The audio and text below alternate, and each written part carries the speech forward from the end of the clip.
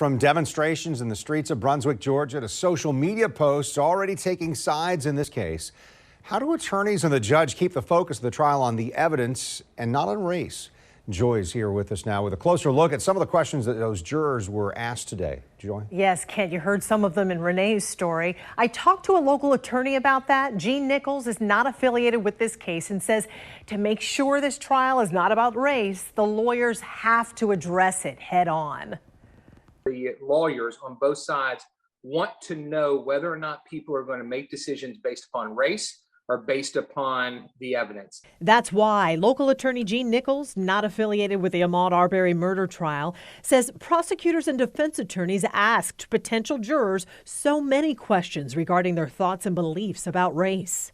Does anyone here personally know Greg McMichael? Next to their attorneys, the three men on trial in Arbery's death sat quietly, facing the potential jurors, one of whom even challenged the line of questioning.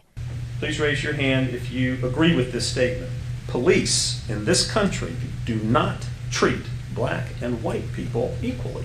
That's a huge generalization. It sure is. It's meant to gather up anybody that feels like they have some thoughts about that. There has to be a conversation about race because there's too much of a chance that it will influence a juror's position.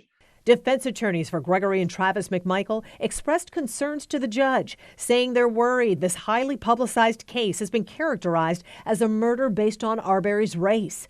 Arbery's family says Ahmaud's race was indeed a factor.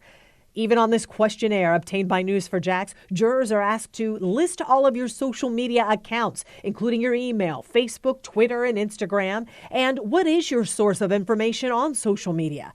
Nichols says those two could be questions to determine a potential juror's beliefs on race. There will be people who will not be sleeping tonight because all they will be doing is be on the social media websites of each one of the individual jurors to see what potentially is out there, either for or against them being on this jury.